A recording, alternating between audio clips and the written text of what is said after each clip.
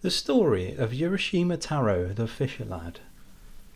Long, long ago, in the province of Tango, there lived on the shore of Japan in the little fishing of Mizunonye a young fisherman named Urishima Taro.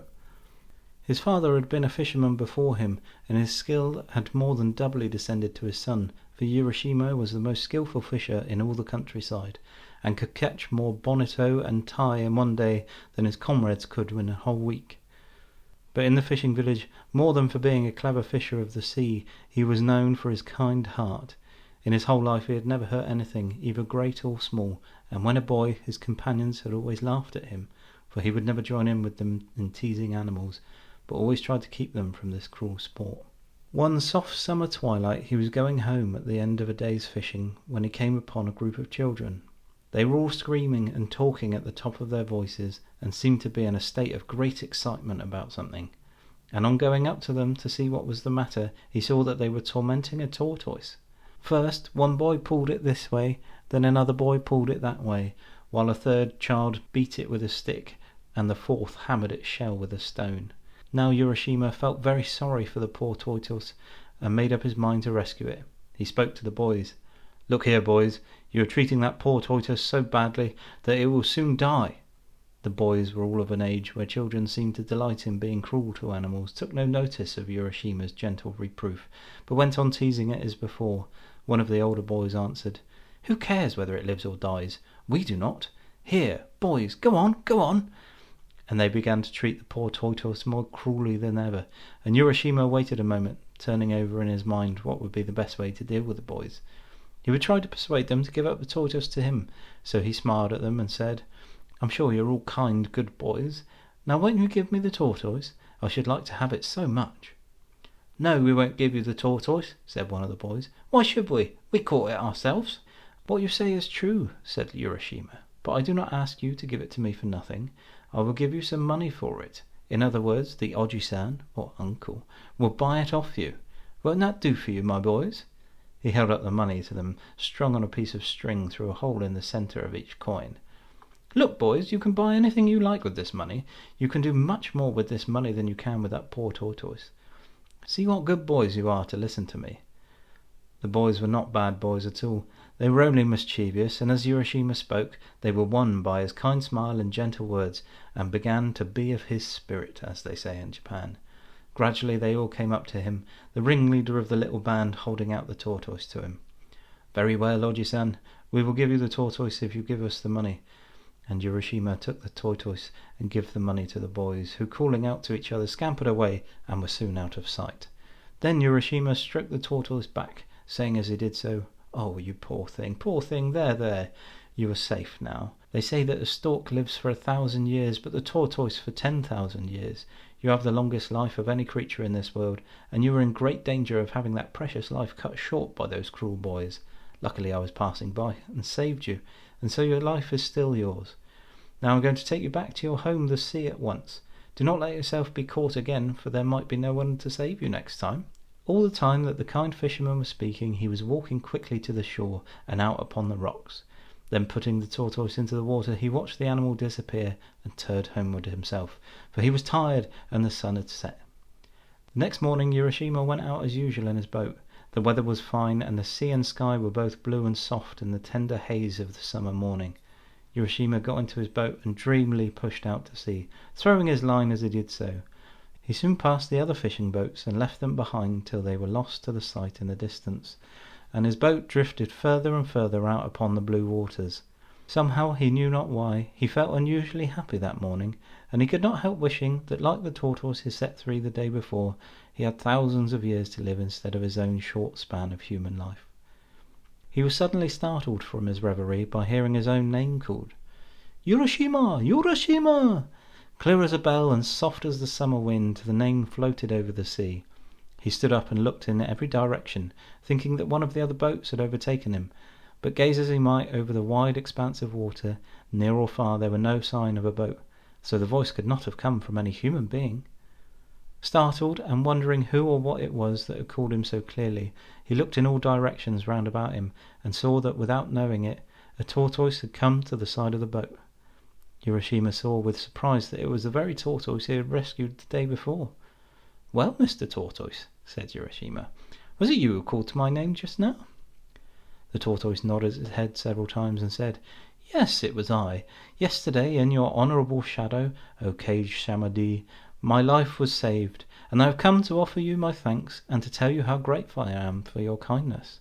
"Indeed," said Urashima, "that is very polite of you. Come up into the boat. I would like to offer you a smoke, but as you are a tortoise, doubtless you do not smoke." And the fisherman laughed at the joke. "He, he, he," laughed the tortoise. "Sake, or rice wine, is my favourite refreshment, but I do not care for tobacco." "Indeed," said Urashima, "I regret very much that I have no sake in my boat to offer you, but come up and dry your back in the sun. Tortoises always love to do that."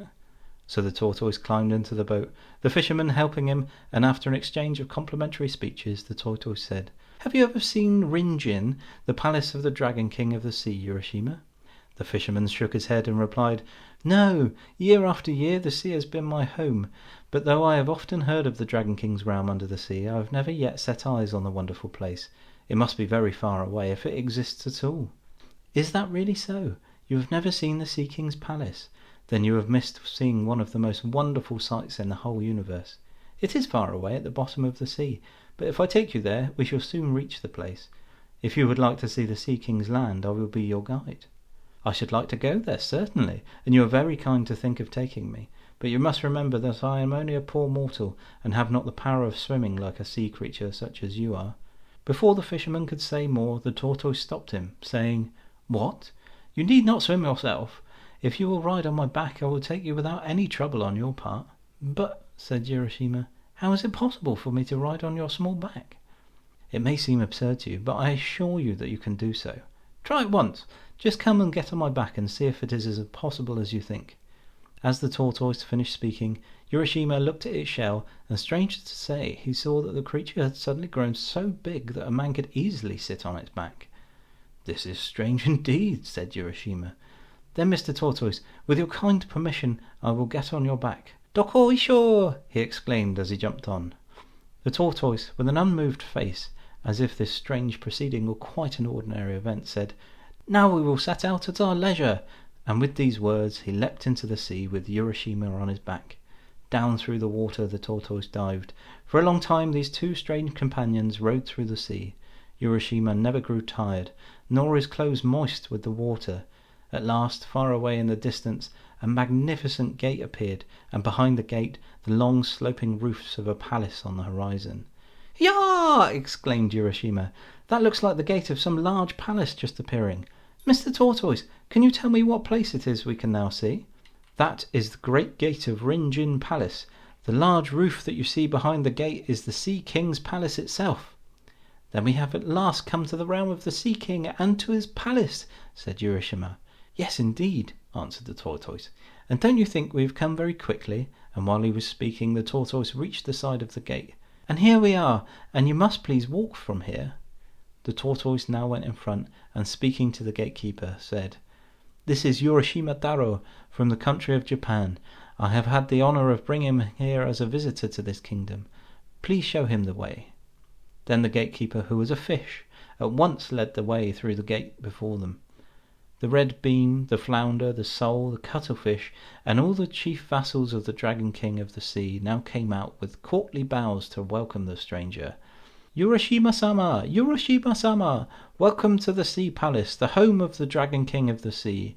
Thrice welcome you are, having come from such a distant country. And you, Mr. Tortoise, we are greatly indebted to you for all your trouble in bringing Urashima here." Then turning again to Urishima, they said, "Please follow us this way." And from here the whole band of fishes became his guide. Urishima, being only a poor fisher lad, did not know how to behave in a palace. But strange though it all was to him, he did not feel ashamed or embarrassed, but followed his kind guides quite calmly where they had led to the inner palace. When he reached the portals, a beautiful princess with her attendant maidens came out to welcome him. She was more beautiful than any human being, and was robed in a flowing garment of red and soft green like the underside of a wave, and gold threads glimmered through the folds of her gown. Her lovely black hair streamed over her shoulders in the fashion of a king's daughter many hundreds of years ago, and when she spoke her voice sounded like music over the water. Urishima was lost in wonder while he looked upon her, and could not speak. Then he remembered that he ought to bow, but before he could make a low obeisance, the princess took him by the hand and led him to a beautiful hall, and to the seat of honour at the upper end, and bade him to be seated. "Urishima Taro, it gives me the highest pleasure to welcome you to my father's kingdom," said the princess. "Yesterday you set free a tortoise, and I have sent you to thank you for saving my life, for I was that tortoise. Now if you would like, you shall live here forever in the land of eternal youth, where summer never dies, and where sorrow never comes. And I will be your bride if you will, and we will live together happily forever afterwards." And as Urashima listened to her sweet words, and gazed upon her lovely face, his heart was filled with a great wonder and joy, and he answered her, wondering if it was all not a dream. "Thank you 1,000 times for your kind speech. There is nothing I could wish for more than to be permitted to stay here with you in this beautiful land, of which I have often heard, but have never seen till this day. Beyond all words, this is the most wonderful place I have ever seen." While he was speaking, a train of fishes appeared, all dressed in ceremonial trailing garments. One by one, silently and with stately steps, they entered the hall, bearing on coral trays delicacies of fish and seaweed, such as no one can dream of, and this wondrous feast was set before the bride and bridegroom. The bridal was celebrated with dazzling splendour, and in the sea's kingdom round there was great rejoicing. As soon as the young pair had pledged themselves in the wedding cup of wine, 3 times 3 music was played, and songs were sung, and fishes with silver scales and golden tails stepped in from the waves and danced. Urashima enjoyed himself with all his heart. Never in his whole life had he sat down to such a marvellous feast. When the feast was over, the princess asked the bridegroom if he would like to walk through the palace and see all there was to be seen.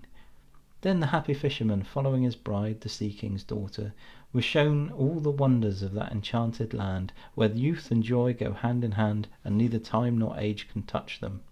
The palace was built of coral and adorned with pearls, and the beauties and wonders of the palace were so great that the tongue fails to describe them. But to Urashima, more wonderful than the palace was the garden that surrounded it. Here was to be seen, all at once, the scenery of the 4 different seasons. The beauties of summer and winter, spring and autumn, were displayed to the wondering visitor at once. First, when he looked to the east, the plum and cherry trees were seen in full bloom.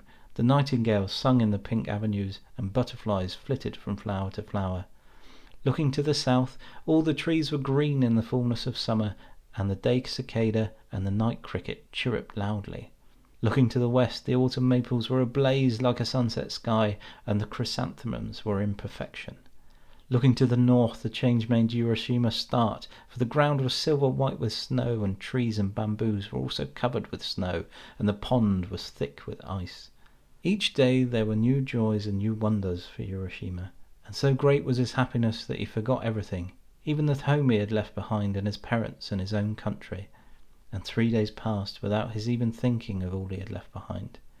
Then his mind came back to him, and he remembered who he was, and that he did not belong to this wonderful land or the Sea King's palace, and he said to himself, "Oh dear, I must not stay on here, for I have an old father and mother at home. What can have happened to them all this time? How anxious they must have been in the days when I did not return as usual. I must go back at once without letting one more day pass," and he began to prepare for the following journey in great haste. Then he went to his beautiful wife the princess, and bowing low before her, he said, "Indeed, I have been very happy with you for a long time, Otohami-sama," for that was her name, "and you have been kinder to me than any words can tell. But now I must say goodbye. I must go back to my old parents." Then Otohami-sama began to weep, and said softly and sadly, "Is it not well with you here, Urashima, that you wish to leave me so soon? Where is the haste? Stay with me yet another day only." But Urashima had remembered his old parents, and in Japan the duty to parents is stronger than anything else, stronger even than pleasure or love, and he would not be persuaded, but answers, "Indeed I must go. Do not think that I wish to leave you. It is not that. I must go and see my old parents. Let me go for 1 day, and then I will be back with you." "Then," said the princess sorrowfully, "there is nothing to be done. I will send you back today to your father and mother, and instead of trying to keep you with me 1 more day, I shall give you this as a token of our love. Please take it back with you." and she brought him a beautiful lacquer box, tied about with a silken cord and tassels of red silk. Urashima had received so much from the princess already that he felt some compunction in taking the gift, and said, "It does not seem right for me to take yet another gift from you, after all the many favours I have received at your hands, but because it is your wish, I will do so." And then he added, "Tell me, what is this box?" "That," answered the princess, "is the Tomote Bako, box of the jewelled hand, and it contains something very precious. You must not open this box, whatever happens. If you open it, something dreadful will happen to you. Now promise me that you will never open this box." And Urashima promised that he would never, ever open the box, whatever happened. Then bidding goodbye to Otohime-sama, he went down to the seashore, the princess and her attendants following him, and there he found a large tortoise waiting for him. He quickly mounted the creature's back and was carried away over the shining sea to the east. He looked back to wave his hand at Otohime-sama until at last he could see her no more, and the land of the Sea King and the roofs of the wonderful palace were lost in the far, far distance. Then, with his face turned eagerly towards his own land, he looked for the rising of the blue hills on the horizon before him. At last the tortoise carried him to the bay he knew so well, and to the shore from whence he had set out. He stepped onto the shore and looked about him while the tortoise rowed away back to the Sea King's realm. But what is this strange fear that seizes Urashima as he stands and looks about him? Why does he gaze so fixedly at the people that pass him by, and why do they in turn stand and look at him? The shore is the same, and the hills are the same, but the people that he sees walking past him have very different faces to those he had known so well before. Wondering what it all can mean, he walks quickly towards his old home. Even that looks different, but the house stands on the same spot, and he calls out, "Father, I have just returned!" And he was about to enter when he saw a strange man coming out. "Perhaps my parents have moved while I've been away, and have gone somewhere else," was the fisherman's thought. Somehow he began to feel strangely anxious. He could not tell why. "Excuse me," he said to the man who was staring at him, "but till within the last few days I've lived in this house. My name is Urishima Taro. Where have my parents gone whom I left here?" A very bewildered expression came over the face of the man, and still gazing intently on Urashima's face, said, "What? You are Urishima Taro?" "Yes," said the fisherman, "I am Urishima Taro." "Ha ha!" laughed the man. "You must not make such jokes. It is true that once upon a time a man called Urishima Taro did live in this village. That is a story 300 years old. He could not possibly be alive now." When Urashima heard these strange words, he was frightened and said, Please, you must not joke with me. I am greatly perplexed. I am really Urashima Taro, and I certainly have not lived 300 years. Till 4 or 5 days ago I lived on this spot. Tell me what I want to know, without more joking, please." But the man's face grew more and more grave, and he answered, "You may or may not be Urashima Taro, I don't know. But the Urashima Taro of whom I have heard is a man who lived 300 years ago. Perhaps you are a spirit come to revisit your old home." "Why do you mock me?" said Urashima. "I am no spirit. I am a living man. Do you not see my feet? And Don," he stamped on the ground, first with one foot and then with the other to show the man, "Japanese ghosts have no feet." "But Urashima Taro lived 300 years ago. That is all I know. It is written in the village chronicles," persisted the man, who could not believe what the fisherman said. Urashima was lost in bewilderment and trouble. He stood looking all around him, terribly puzzled, and indeed something in the appearance of everything was different to what he had remembered before he went away, and that awful feeling came over him that what the man was said was probably true. He seemed to be in a strange dream. The few days he had spent in the Sea King's palace beyond the sea had not been days at all. They had been hundreds of years, and in that time his parents had died, and all the people he had ever known, and the village had written down his story. There was no use in staying here any longer. He must get back to his beautiful wife beyond the sea. He made his way back to the beach, carrying in his hand the box which the princess had given him. But which was the way? He could not find it alone. Suddenly he remembered the box, the Tamate Baku. The princess told me when she gave me the box never to open it, that it contained a very precious thing. But now that I have no home, now that I have lost everything that was dear to me here, and my heart grows thin with sadness, at such a time, if I open the box, surely I shall find something that will help me, something that will show me the way back to my beautiful princess over the sea, There is nothing else for me to do now. Yes, I will open the box and look in. And so his heart consented to this act of disobedience, and he tried to persuade himself that he was doing the right thing in breaking his promise. Slowly, very slowly, he untied the red silk cord. Slowly and wonderingly he lifted the lid of the precious box. And what did he find? Stranger to say, only a beautiful little purple cloud rose out of the box in 3 soft wisps. For an instant it covered his face and wavered over him as if loath to go, and then it floated away like vapour over the sea. Urishima, who had been till that moment like a strong and handsome youth of 24, suddenly became very, very old. His back doubled with age, his hair turned snowy white, his face wrinkled, and he fell down dead on the beach. Poor Urishima! Because of his disobedience, he could never return to the Sea King's realm or the lovely princess beyond the sea. Little children, never be disobedient to those who are wiser than you, for disobedience was the beginning of all the miseries and sorrows of life. Jesus. Little children, never be disobedient to those who are wiser than you, for disobedience was the beginning of all the miseries and sorrows of life.